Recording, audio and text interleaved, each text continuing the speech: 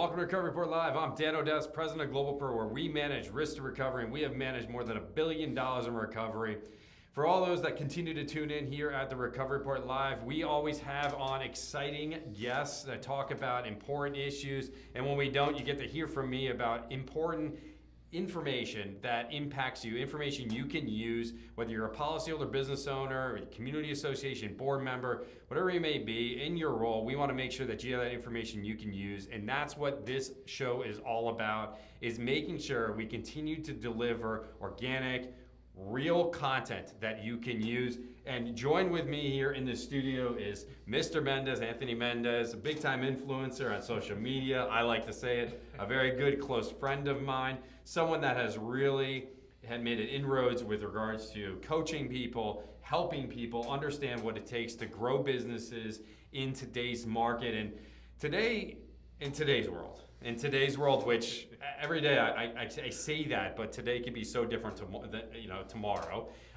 Because yesterday we were just talking about Web3, cryptocurrency, blockchain. Those were the buzzwords going on right now. But we all know about something that's going on today that's making huge changes. And I want to talk to my audience because a lot of times you're tuning in for insurance news. Just know that we at GlobalPro have been developing technology since 2015, actually investing in artificial intelligence and machine learning. And so I wanted to bring on Anthony to talk more about that from a business strategy approach as to, what are the changes we're expecting that you see and how you're seeing it play out? Because we all know how important social media is. Whether you're a business owner or a community association board member or manager or whatever else, people get their information in so many different ways now. I mean, more people are checking their social media than news feeds these days to find out what's going on, whether it's Twitter, Instagram, or anything else. So welcome to the show, Anthony. I know that was a big intro. I said a lot. Because this is a different show. It wasn't really noticed. We didn't give our audience a lot of time for it. So I just wanted to give a little preface as to, hey, Dan, why do you have on Anthony Mendez with no heads up and what's going on here? So welcome to the show, Anthony. Thank you so much, brother. I appreciate you having me on here and giving me the opportunity to, provide value and also as well learn. I think that, like you were mentioning before, this is a space that's constantly changing.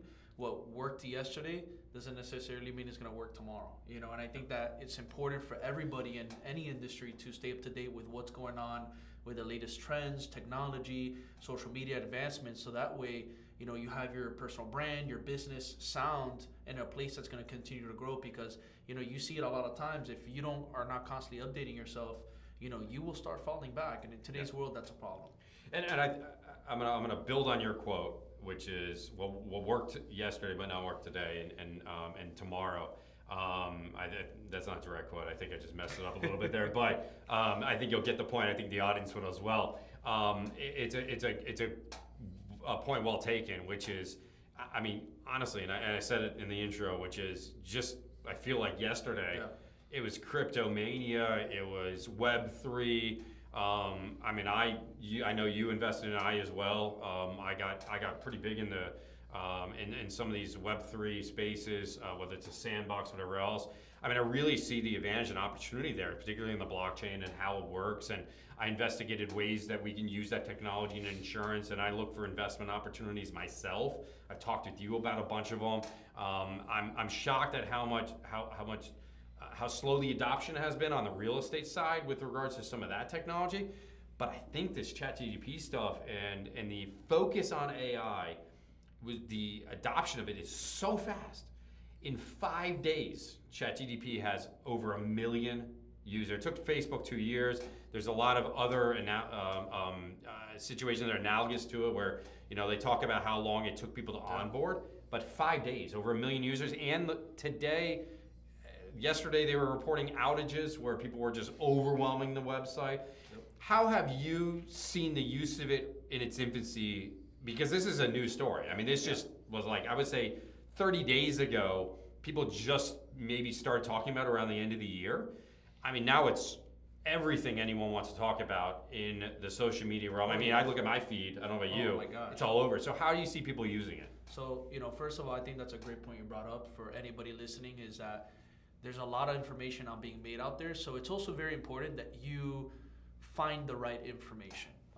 Because I think that when things like this happen, so much information gets out there that now with this much hype, you don't want to also fall and believe every single. You want to do your due diligence and do research on, the right people who are giving you this information on ChatGPT. Because if you go on YouTube, you type ChatGPT, there's videos every day, every second. I put filters.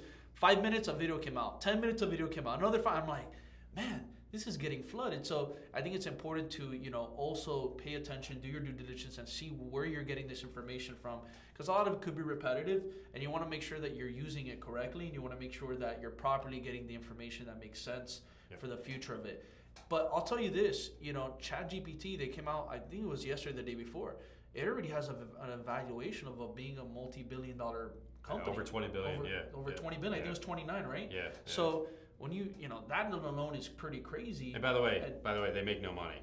And they make and they spend a ton of money. And they say that it's basically like a few pennies every single time someone inputs a search. It costs them a few pennies for every single one of the searches, and so it's funny because they make no money. They're actually losing money every second. I mean, this website's getting shut down. They have over 1 million users. Think about that. I'm sure every one of those 1 million users have at least done a search for something. So, and if that's over 1 million pennies, minimum. Look at the exponential growth that they've had, and it's just unbelievable. So now they're raising money. They're looking to do a pro format. A lot of the audience for this show may be thinking, okay, how does this relate to insurance? Sure. And honestly, in big ways, I think that you saw a slow adoption of technology in insurance. I think something like this can maybe speed up that adoption in the insurance and real estate world that I live in and breathe in. And I think that what you can see is that I think that insurance now there's a good and a bad, right? So the good is I think the application process for insurance can be much faster. I think the investigation into claims could be more expeditious. I think the evaluations of different lines of insurance, whether or not people qualify and the ratings can happen a lot faster. I think modeling for storms and events and things like that I think we could advantage ourselves in some way if we start to build some AI engines around it. Maybe not particularly ChatGPT, because GPT. I think a lot of people are confused by ChatGPT because they think that it's like a one-size-fits-all. I want to talk about that because, and that's where I'm going with this, is that for our audience that's listening, you made a good point.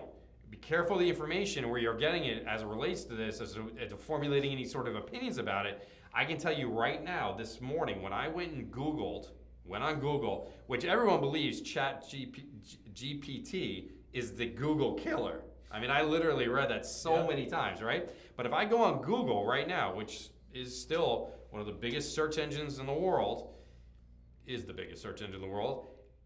I typed it in.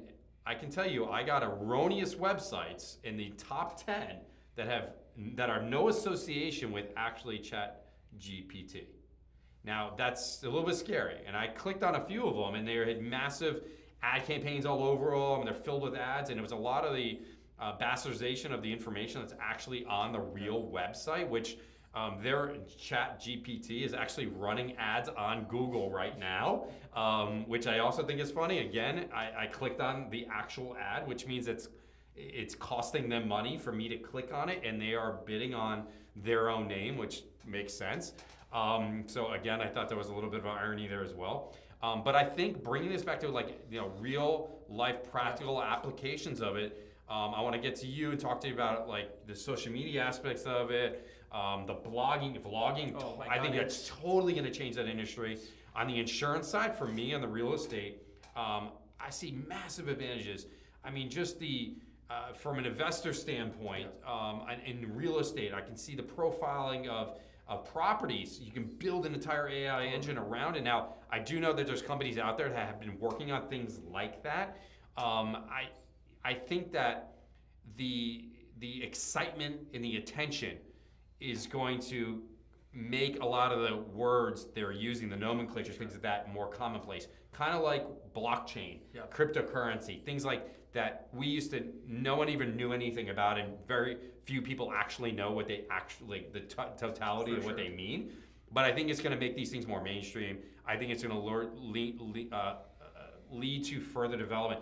So where do you see like vloggers? Like where's the vlogging? The vlogging is, I mean, YouTube is big time. Yeah, it's changing the game. So I'll say number one thing for everybody listening out there, the most important thing here is setting your mindset up for what's coming. The reason why I say that is because I think there's a group of people who are all for it and love it, and then there's a group of people that hate it and they're scared of it. And I think what you have to do is find an in-between, and this is what I told myself, is find an in-between and set your mindset to realize that this right now is a tool to assist you. It's not here to replace you right now. You have to think of it like that. In the future, it might replace certain jobs. I think that it will. I think that it will remove certain things, but you have to look at it right now as an assistant for you. It's not there yet to replace you. It's not that strong. Even though there's certain components that can help you speed up, and you might look at it, oh my God, this is going to replace everybody. It's not at that capacity yet. I truly believe that. In the next few years, I'm sure it will water down to replace certain jobs for other people, but you have to look at it as an assistant right now. So you need to set up your mindset to really, really hone in on that and believe that, because if you keep being resistant with it, you're not just playing off the scared card, and now you're not going to learn it, you're not going to adopt it, you're not going to include it into your business or into your brand because you're scared of what will it be, and it hasn't been that yet. So you have to learn how to be able to use it as your assistant. I just want to put that out there because I think there are people who feel that way, and you have to find the middle ground with it, and that's what I did for myself. And what I've come to realize is that, with ChatGPT, what's interesting is that initially playing with it and experimenting with it, it is a great tool to help you with copywriting, definitely with marketing, advertisement, social media. Why? Because it can formulate everything much faster than a person can. Obviously, there's still tweaks that you have to be made because there's still a lot of personalization, making it more, relatable, adding a human touch that people still need to do. So what I want you to understand is this is where you have to use it as an assistant. You cannot just rely on it to just take over your copywriting and your ads and your social media content, because it is still not at the level where it can still add those human elements. And if you don't add those human elements, that could be, a loss of followers, loss of sales, loss of many things, because it doesn't have that human element, human touch that people look for when they're looking at advertisements and content. So you still have to understand that is very important for you to proofread whatever it gave to you and then add your touches to it. But it does help you speed up and save time, which is what I like about it, because it's a thing that's going to help you to reduce the amount of time you spend on a social media caption, the amount of time you spend researching, the amount of time you spend writing blogs, articles, advertisement copy. It's going to reduce it dramatically. Like I've done it myself already, and I think I've saved myself an extra 2 hours in a day just by using this and then just making the changes I need. And it could get to the point where you can literally ask it, you give it a topic, right? Let's say you give it a topic, give it information. Now you say, I want you to create for me a powerful hook with a strong caption and a call to action. It'll give you everything. It'll give you the headline, it'll give you the body of it, it'll give you the call to action. You can even be more specific. You could say, okay, great, I want you to turn this now into an Instagram, TikTok, YouTube post, and it'll format it based on the social media platform. And then you can even personalize a little bit, where you can say, hey, I want the hook to be more witty. I want it to be more friendly. I want the whole thing to be more bold, and it'll customize it to sound the way you want it to sound, which is pretty powerful. So yes, it does start helping you when you're trying to get certain advertisement pieces or content out there, because it can literally personalize it to the tone, to the energy, to the delivery you want to deliver, and then you just make the changes you want, which is, to me, that's a game changer for anybody who is heavy on content, heavy on advertisement, marketing. You're seeing that as like the low-hanging fruit, the first thing that I think ChatGPT does a really good job in. And then, forget about, when you come talk about YouTube, people monetizing YouTubes to make money, now you have these things where it can write up a whole YouTube script for you. You have ChatGPT write up your entire script, and then there's other platforms now, AI platforms that have ChatGPT integrated, where they'll literally do other things for you like voiceovers, video production. It'll make photos for you. So you got a whole system here that can literally create for you an entire YouTube video without even showing your face, and you can monetize. And there's a learning curve to all of it. And a couple points that you made, which are really important, it's that just remember, this is human-like interactions. They're not human interactions. And there are obvious limitations to it. In fact, if you go to the actual website for OpenAI that they've dedicated to GPT, where they talk about the machine learning and they talk about the architecture, GPT-3, and then the advent of the Pro and the data points, and it's all about data, right? It's like it's only as good as the data it's given, and the more data it's given, the better its responses can be.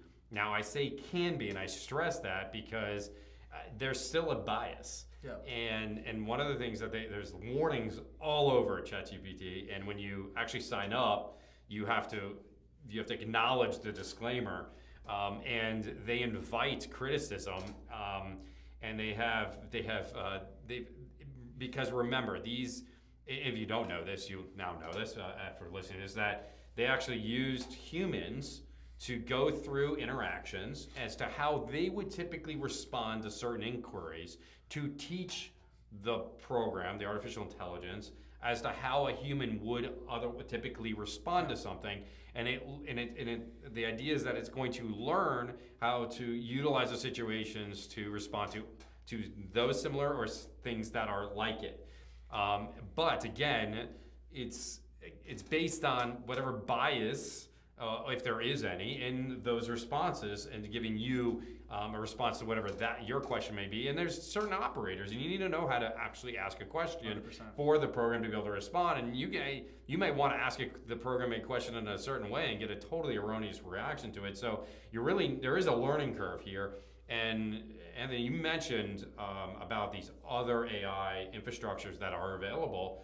Zapier was another one that's gotten a lot of attention. Like, look for if you are a leader in your industry, in your association, you have a YouTube channel, I definitely think that you should be investing hours upon hours in learning about this and how you might be able to think outside the box a little bit, how you might be able to use this. I mean, I can think of as a property manager or board member where you're putting out newsletters and things, and you want to do a higher frequency of information that's related to what's going on in the market, or maybe you want to give a real estate update of what's going on there, or insurance, and try to add some additional explanation.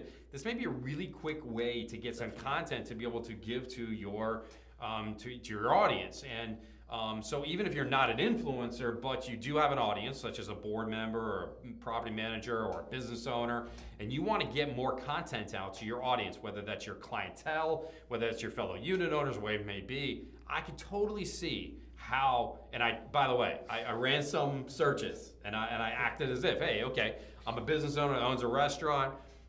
We have a new opening or a new item on a menu, give me some content, and I described the item, the food. It's this and that, it's savory, whatever else. It was awesome. It was so cool. It was a pretty good job. And here's the other thing too. There's no excuse anymore of I can't create content or I can't come up with content ideas.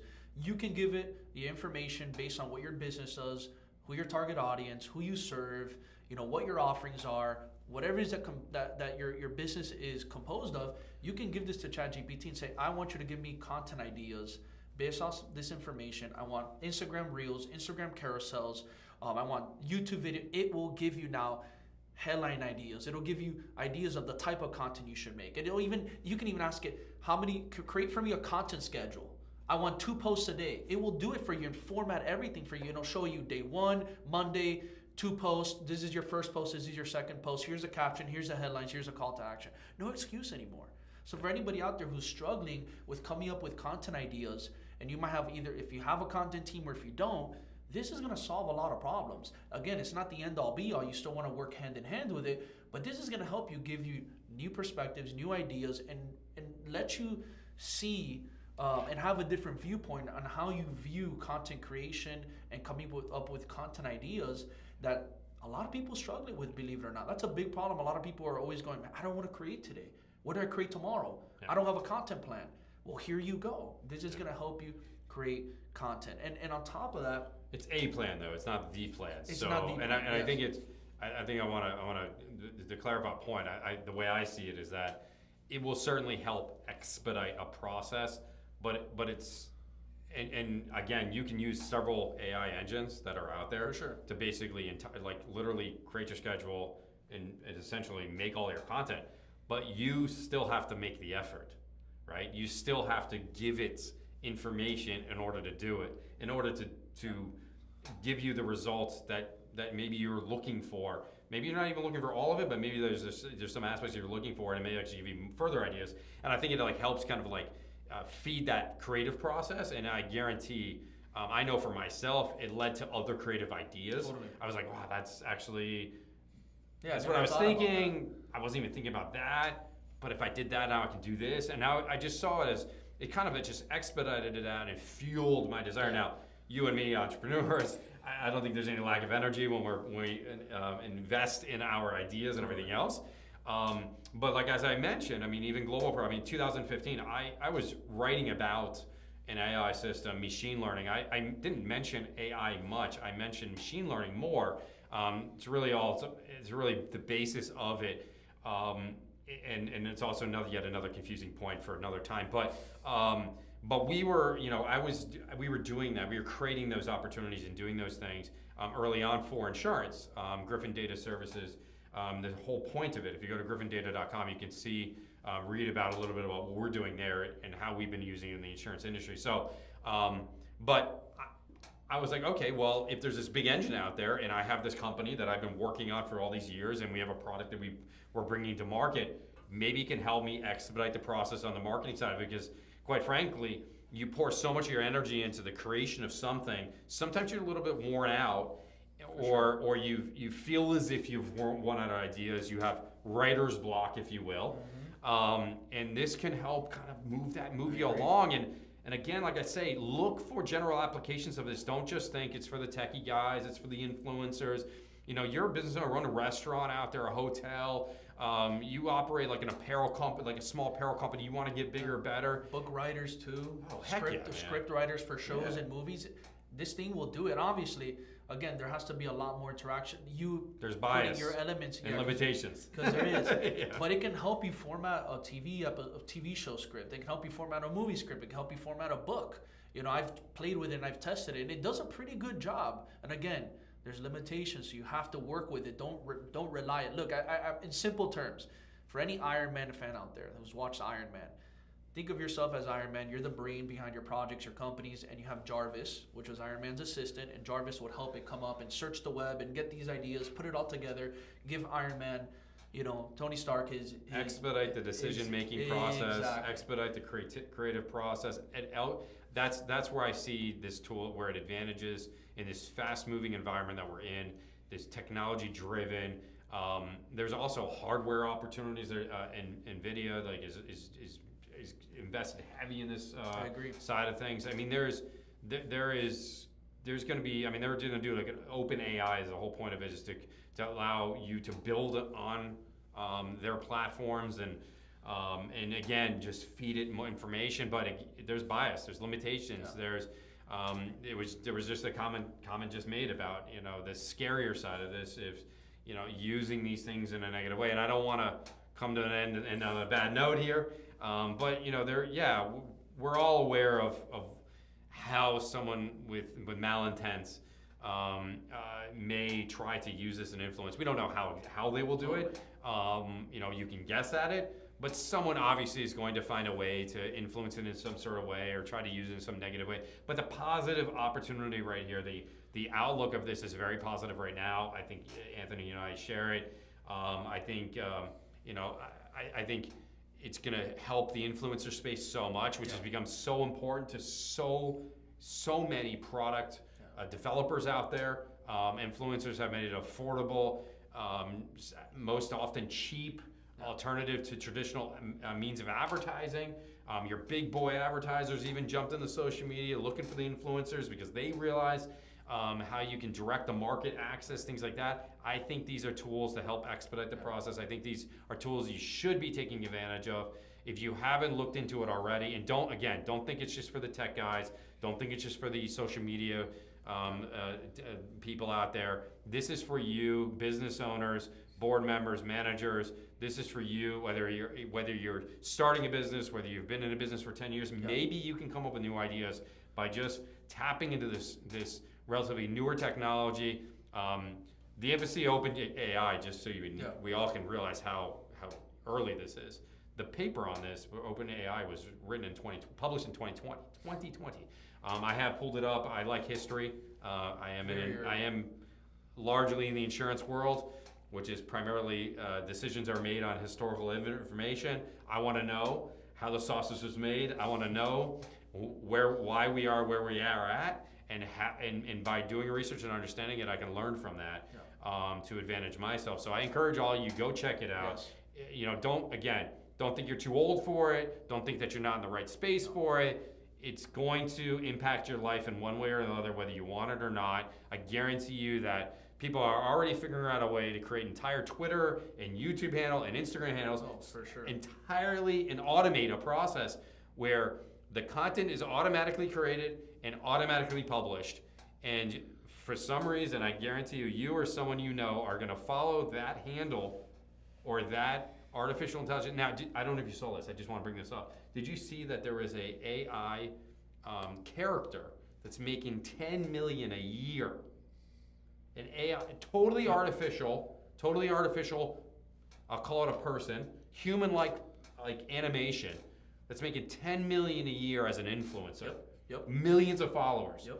That's the new trend that's coming. They've been reading up on it. So basically, what they're doing is they're creating deepfake AI influencers, and what they're doing is they're going through piles of hundreds of different peoples, and they're grabbing the way that your face looks like my face, somebody else's, and they're putting it together, creating their own avatar, make it look like a person with an actual voice, AI voice, using different mixtures of different people's voice and tones, and then they're creating these influencers that now you don't even know if that person's real. It's an AI and it's an influencer online.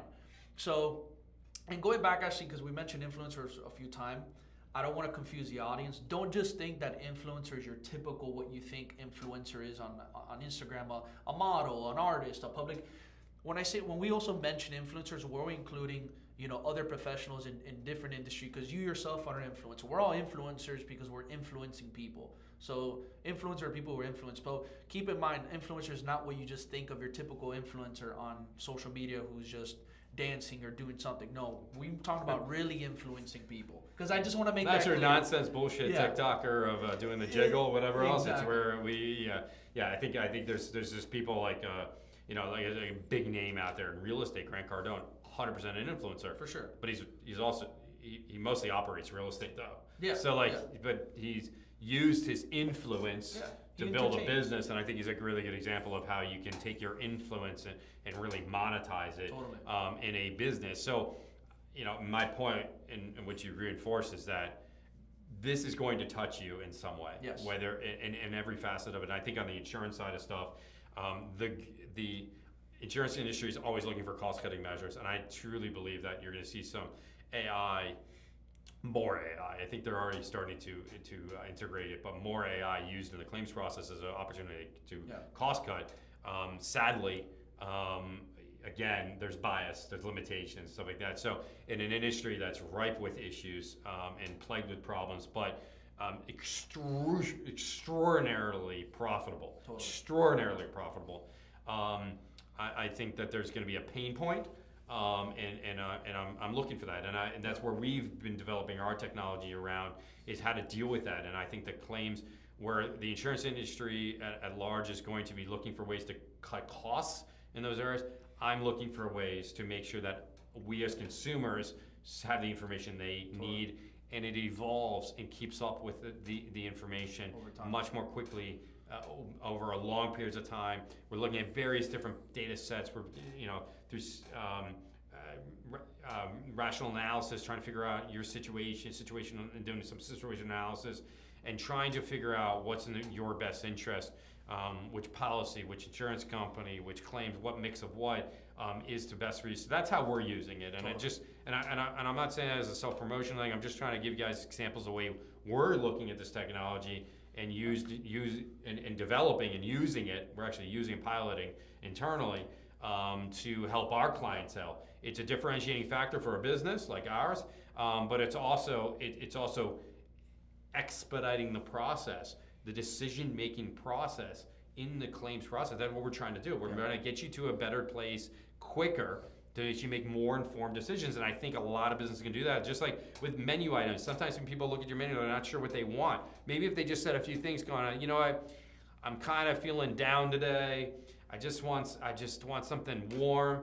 Well, you know, you might want, the fried chicken sandwich with extra loaded potatoes because you need some more comfort food. Yeah. You know, there's a way that. Let's say you're on a health journey and you go to a restaurant and now you tell ChatGPT, hey, this is the menu. What is the healthiest selection, or how can I create the healthiest selection? It'll give you that information. You can tell how hungry you are, how hungry you're not. Like you have kids with you. Like I do think that there's going to be some advent, some influence here. So I think it's gonna change things. I think we're. I mean, clearly at the emphasis of this paper was issued on 2020, and then. In 5 days, they have over 1 million users. They're losing money with a valuation of $20+ billion. Who knows where we're going? Is this the next bubble? Is it not?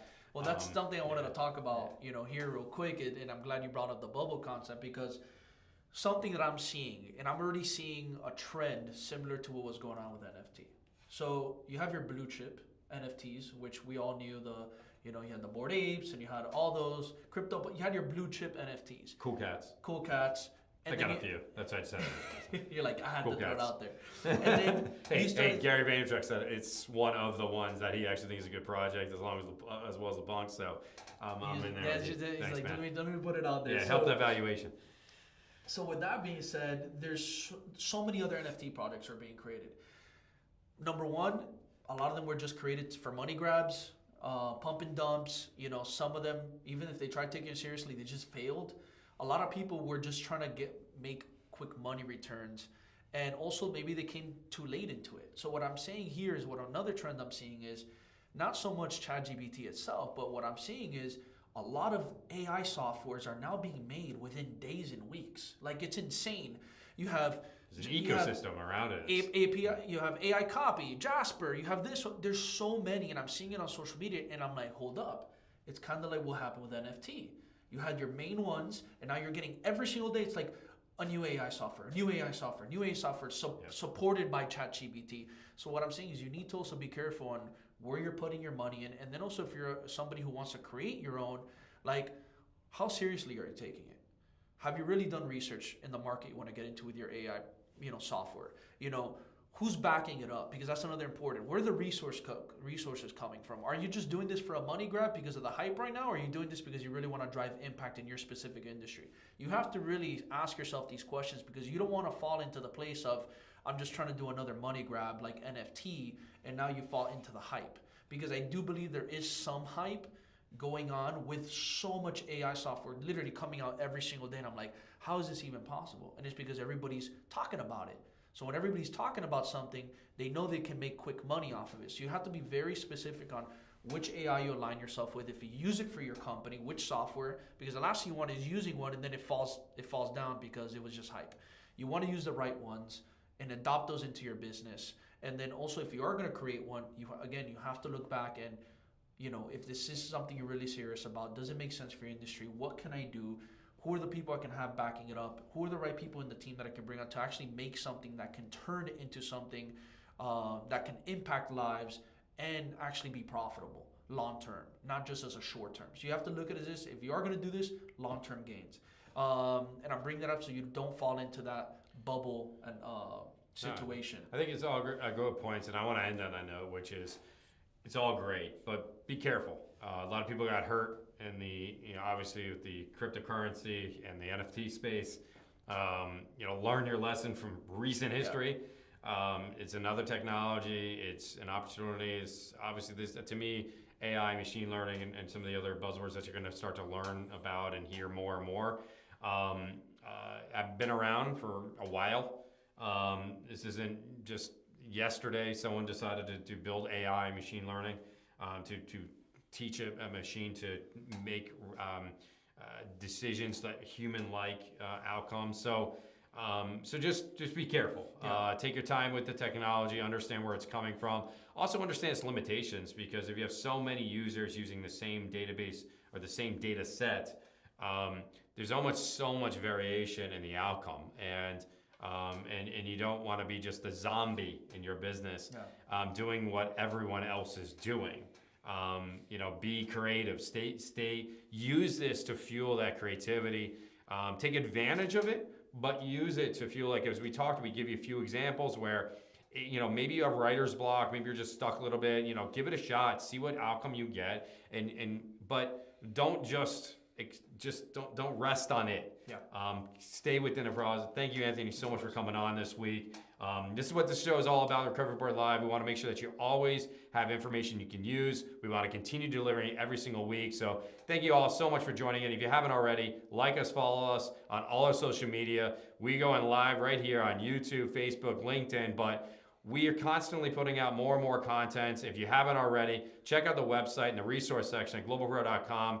You want to download our latest edition of the Claims Advocate. We distributed thousands of copies to manager business owners throughout our network, throughout the country, to make sure that they have the information from us, the real information they can use. It's in many different forms. There's all kinds of other information in the resource section, so make sure you check it out while you're there. Click on the other links. I think you'll be surprised at what we have available to you that's free on the web to download to help you with insurance, whether it's placing insurance or recovering from loss. Throughout the entire process, we want to make sure that you have everything you can use. So again, Anthony, appreciate it. Check him out online, obviously. And I want to say, it's been a pleasure and it's been fun, and I hope that the audience gets a ton of value out of this. Just to throw a little cherry on top here, for a lot of those who don't know, because I know a lot of people don't know this about an extension that you can add to ChatGPT real quick. So there's actually something called Web ChatGPT. Yeah.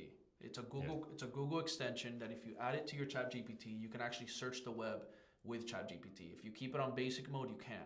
So you want to add that extension, because I'll tell you, it does very deep web searches, even more precise than Google, and will give you exactly what you want without having multiple pages to look for through stuff on Google. Play with that, explore that. It's very, very interesting. I think it's going to pivot the way the PR industry works, because the way it works now is that if you don't have your press releases, your news outlets, very specifically design the right headline, you actually won't come out on ChatGPT, on web ChatGPT. So you might want to start playing with that, and also think about how you're formulating and formatting your press and your news releases, so that way you are coming out on ChatGPT. Because if people are going to be using it as a search engine, which they are, and you're not coming out in it, that's a big loss for your business. And for those people who do believe, hey, people are using it more than Google now, that's going to go and tell you something. So pay attention to that. Go download that as a Google Chrome extension. It's called Web ChatGPT. Play with it. Start searching with it. I tell you, you can search the web much deeper and even find people you never thought you can even find, who doesn't even have barely any news press. So it does some really deep discovery. So just want to throw that out there, and want to say thank you again. And for anybody out there, I know it's a lot of information. Just grab one golden nugget and start with that. Start applying with it and see where it takes you. Yeah, take small steps, a lot of information here. Again, guys, thanks so much for joining us this week on the Recovery Report Live. We'll see you same place, same time next week, 11 o'clock Eastern Standard Time, right here in the Griffin Studio. Thank you again, Anthony. Thank you to our audience for tuning in. We'll see you right here, same place, same time on the Recovery Report Live.